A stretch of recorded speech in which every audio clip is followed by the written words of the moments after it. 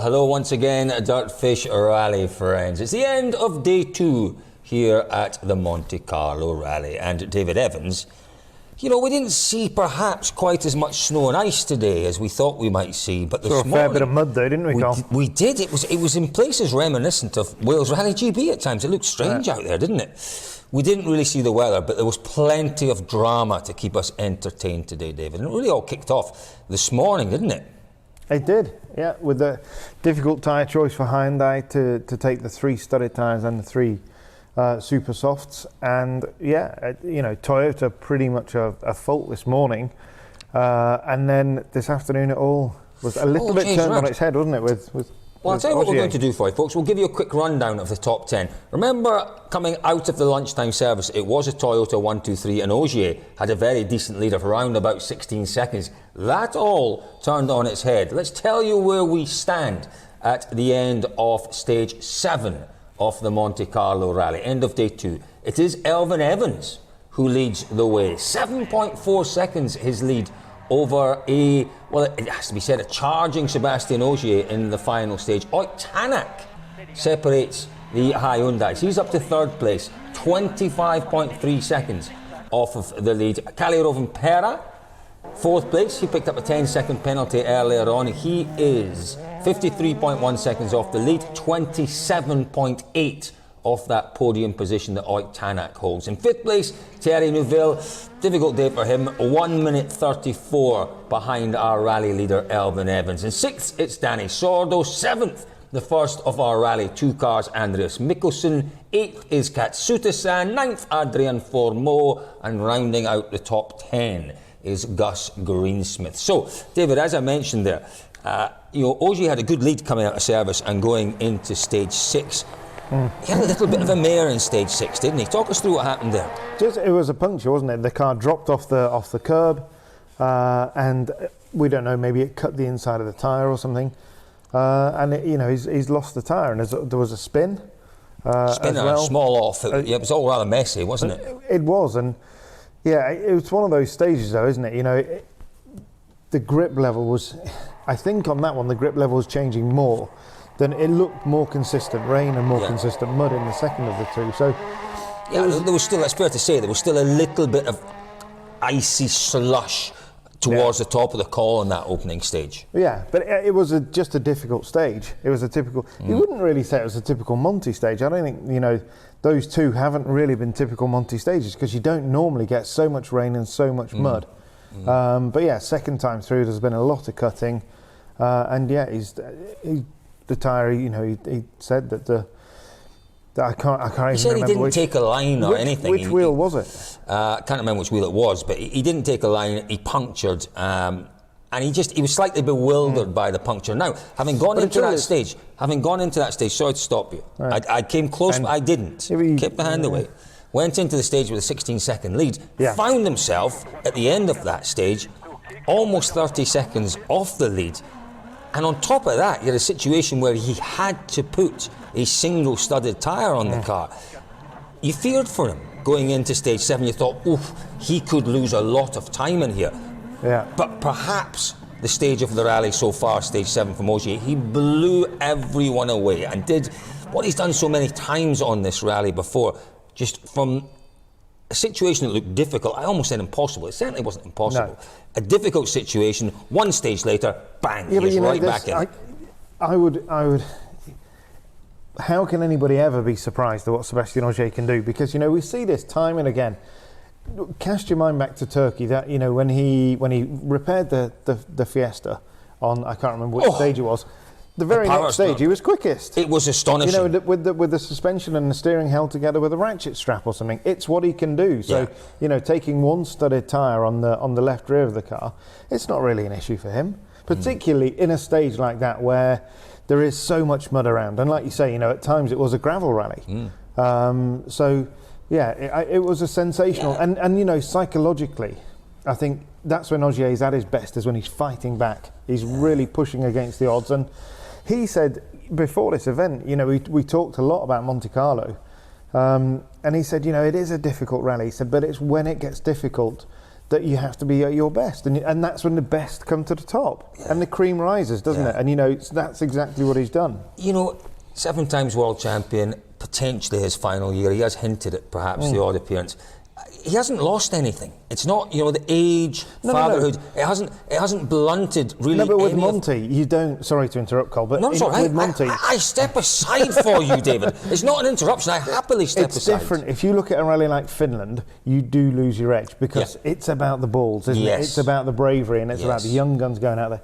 Monte, it's more about, David Williams, that fabulous journalist, used to refer to rally drivers and rally drivers in Monte Carlo as spin bowlers.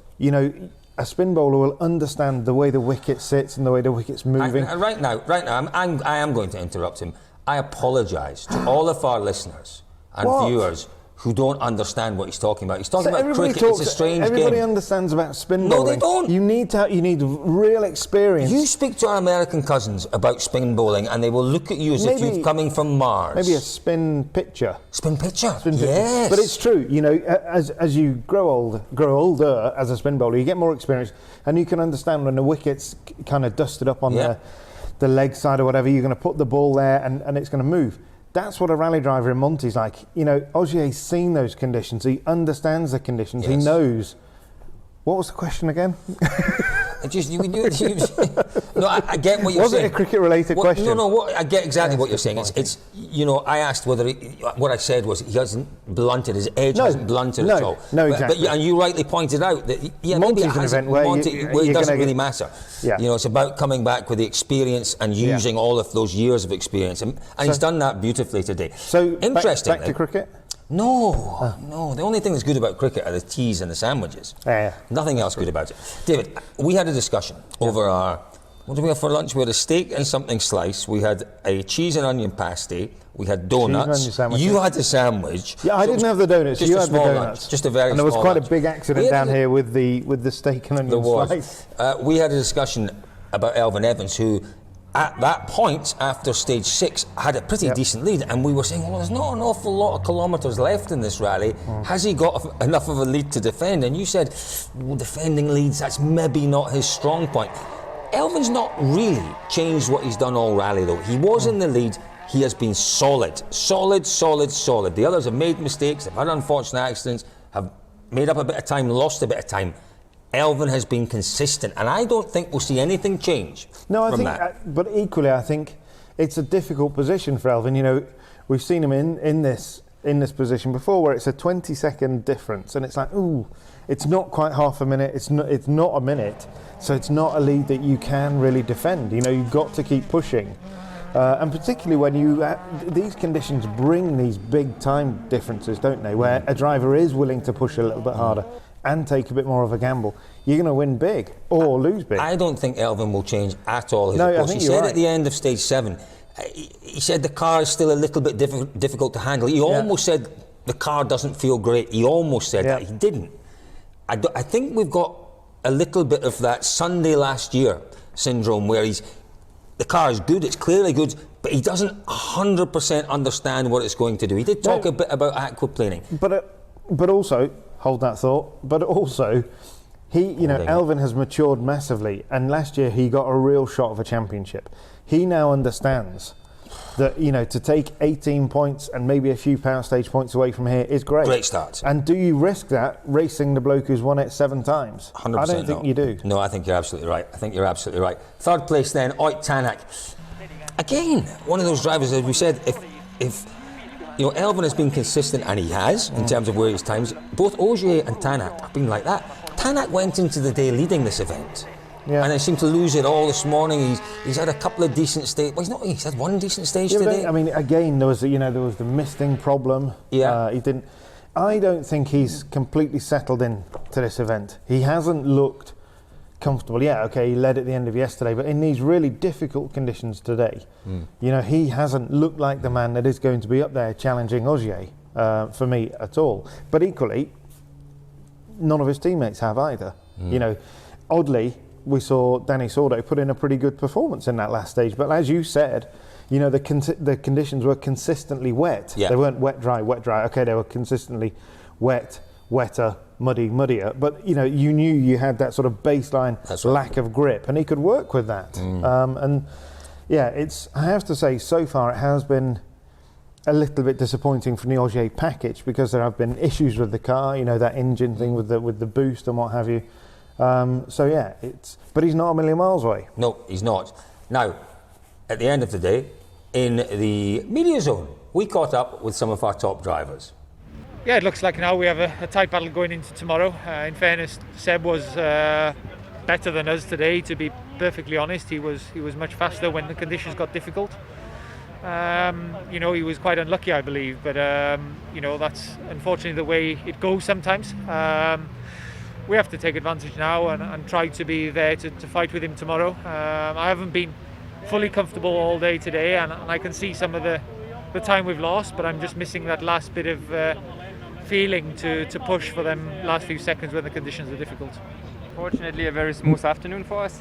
Puncture and first stage of the loop cost us obviously a lot of time. But after that, we reacted the best way we could by a big push in the last one, and already take a lot of time down on the gap. So that's not too bad tonight. At least we're still in a fight for the victory. Afternoon was actually pretty demanding. It was raining pretty heavy and a lot of water. From tire choice wise, I believe we did the right choice, and tire was working really well.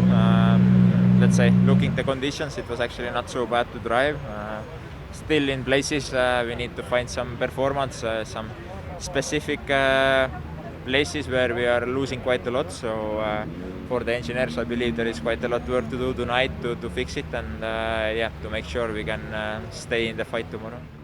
You're quite right, David.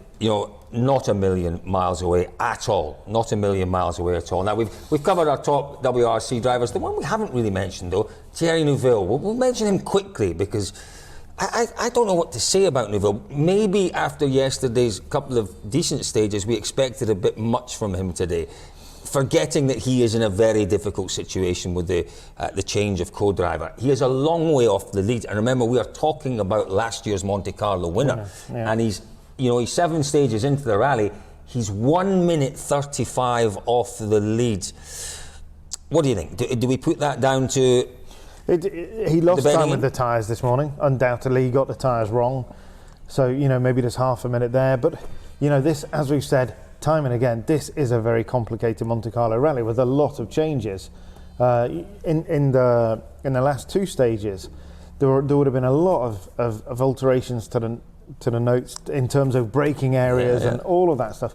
So his co-driver has got to bring all of that data, all of that information into a set of notes that he's probably not comfortable with anyway. And there will be hesitations. We're not seeing all of the onboards, are we? We're not seeing, he may be a little bit late with a note somewhere here, and also, fundamentally for Thierry, he's hearing a different voice in his head. I think it's the same language, but I'm not. We have to check this out. But so much over for a successful co-driver and driver, it's the whole thing. Familiarity. It's familiarity, but it's also it's a pitch of the voice, the tone, everything. Absolutely everything. So we'll say that Neuville is doing pretty well now, though. What we have to look at is the 4th of our Hyundai World Rally cars, Pierre-Louis Loubet, who had, David, a slightly strange moment. It wasn't a moment. Well, it was a big impact. But what happens here?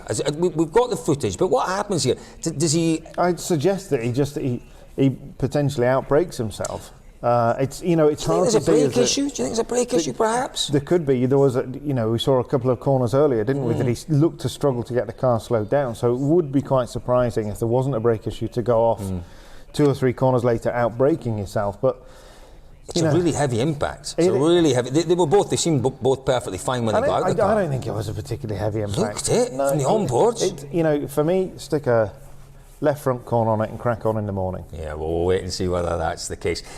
Fascinating day out there for sure. We're way more than halfway through the rally, David. Tell us about tomorrow. It's a shortened day again. We should just mention Andreas Mikkelsen, now firmly in control. What is he, 47? Hang on, David. Don't bother, 47.1. I've done my homework. I can bring the rest of it up for you, though. WRC2. Let's give you a quick rundown, a very quick rundown off WRC2. Well, I can't because I've only got 2 drivers on my screen right now. Mickelson ahead of Formo by 47.1 seconds. That's what I just said. I just said that. I just said that. 2 days to go. David, tomorrow, the penultimate day. Tell us very quickly about it. What time do we kick off? How many stages have we got? How far have we got to go tomorrow? We have 3 stages tomorrow. Oh, yes. 2 stages in the morning before service. La Breole is the first stage, which goes up, I think it's the highest stage. Yes, I think 1,325 metres. That's Perfect. just north of Gap. Then we rocket south of Gap for other way round. What is this time here? What does that say? That's what time we have to be. Oh. I know, that's the bad First time. stage in the morning, We have- 6:30, folks. That means that we are here in the UK 5:30. 5:30. So That won't make Guy, our producer, very happy, will it? it wa- Poor boy's struggling. Don't you think he's struggling a little bit? The worst thing is, we've just got to share this with you, that there's a hotel literally next door to this place. Literally. That we didn't know about, that could have earned us an extra 10, at least 10 minutes. 15 minutes in bed. Anyway. Sorry, Gary. Really sorry.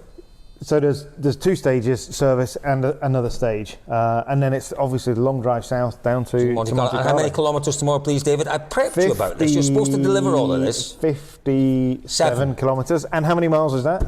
35 miles. 35.4. 35.4 miles, 57 kilometres on day 3 of the Monte Carlo Rally. Once again, thank you for joining us today, David. Thank you for all your wonderful comments and your expert analysis. It's Sorry been about great. the steak slice. Yeah, that's okay. Just don't have one of those tomorrow. Folks, thank you for joining us today. Yes, Don't thank you. forget, if you do want to ask us any questions about what you've seen so far on the Monte Carlo Rally, any questions about the cars that are around us here, you might see more of them tomorrow. Feel free to leave a comment on the video. Twitter's a good one, @DirtFish Rally. Send us a message. We will do our best to get back to you. Folks, we'll see you bright and early for day 3 of the Monte Carlo Rally tomorrow morning. See you then.